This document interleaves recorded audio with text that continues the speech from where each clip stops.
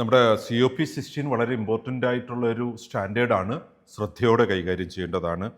കാരണം ഇവിടെ ഇതിൻ്റെ ആദ്യത്തെ 4 ഒബ്ജക്റ്റീവ് എലമെൻറ്റും കോറാണ്. 16A COP16A നമ്മളിവിടെ ഡിസ്കസ് ചെയ്യുമ്പോൾ അത് organisation identifies and manages vulnerable patients എന്നതാണ്. ഈ വർണബിൾ പേഷ്യൻസിനെ ഐഡൻറ്റിഫൈ ചെയ്യുന്നതിന് നമുക്ക് ഒരു ഡിഫൈൻ ചെയ്ത ഡോക്യുമെൻറ്റഡ് സപ്പോർട്ടഡ് ആയിട്ടുള്ള ഒരു സംവിധാനം ഉണ്ടാവണം. അത്തരത്തിൽ പേഷ്യൻറ്റിനെ ഐഡൻറ്റിഫൈ ചെയ്യണം.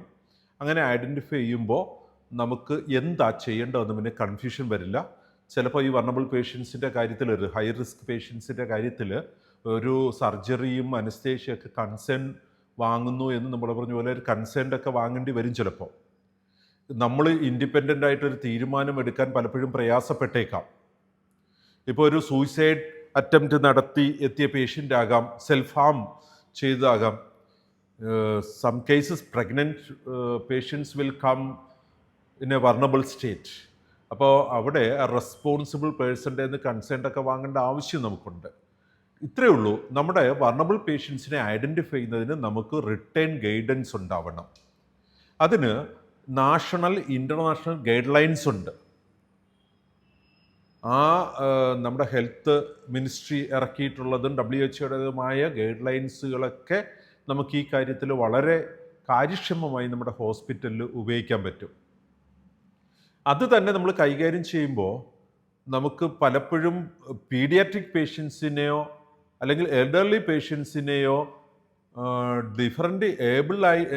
ഇപ്പോൾ ഡിസേബിൾഡ് ആയിട്ടുള്ള പേഷ്യൻറ്റിനെയൊക്കെ നമ്മൾ ഡിഫറെൻറ്റ് വേ ഉണ്ടാവണം ഗൈഡ് ലൈൻസ്. അവർ ഓരോരുത്തരുടെയും കാറ്റഗറിയെ അത്തരത്തിലുള്ള ഡിഫറെൻറ്റ് കാറ്റഗറീസ് ഡിഫൈൻ ചെയ്യാൻ നമുക്ക് വരണം.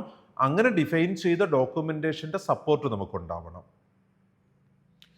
അതിൽ ക്ലാരിറ്റി കുറവ് വന്നാൽ എങ്ങനെ കൈകാര്യം ചെയ്യണം. ഇപ്പോൾ ഒരു എക്സാമ്പിൾ പറഞ്ഞാൽ ഇവിടെ QR കോഡ് ഇല്ലേ, QR കോഡ് ഇതുപോലെ വർണബിലിറ്റിയുടെ ഒരു പ്രശ്നം ഫേസ് ചെയ്യുന്നതാണ്. കാരണം വളരെ സ്റ്റാൻഡേർഡ് 5 സ്റ്റാർ ഹോട്ടൽസിൽ ചെന്നാലും നിങ്ങൾക്ക് QR കോഡ് കാണാൻ പറ്റും.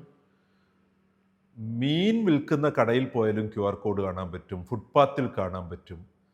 ഒരു ഹൈടെക് കമ്പനിയുടെ എൻട്രൻസിൽ കാണാൻ പറ്റും. പലയിടത്ത് ഉപയോഗിക്കുന്ന വർണബിലിറ്റിയുടെ ചാൻസ് ഭയങ്കര കൂടുതലാണ്. അതുകൊണ്ട് തന്നെ QR കോഡ് ഉപയോഗിച്ചിരിക്കുന്ന വലിയ ടെക്നോളജി ഉണ്ട്. അതിന് 30% ഡാമേജ് വന്നാലും ആ QR കോഡ് റീഡ് ചെയ്യാൻ പറ്റും. അത് എറർ കറക്ഷൻ അൽഗോരിതവും കൂടെ സ്റ്റാൻഡേർഡായിട്ട് ഫിക്സ് ചെയ്തിട്ടുണ്ട്. വർണബിലിറ്റിയെ അഡ്രസ്സ് ചെയ്തിട്ടുണ്ട്. നമ്മുടെ സ്ഥാപനത്തിലും ഇതുപോലെ തന്നെ വർണബിലിറ്റിയെ അഡ്രസ്സ് ചെയ്യേണ്ട ആവശ്യം നമുക്കുണ്ട്. അത്തരത്തിൽ ഒരു risk management and patient monitoring programme നമുക്കുണ്ടാവണം. ഈ ഹൈ റിസ്ക് പേഷ്യൻറ്റിന് അറ്റ്ലീസ്റ്റ് ട്വൈസ് എ ഡേ നമ്മൾ പേഷ്യൻറ്റിനെ റിസ്ക് അസസ്മെൻറ്റ് നടത്തിയിട്ടുണ്ടാവണം.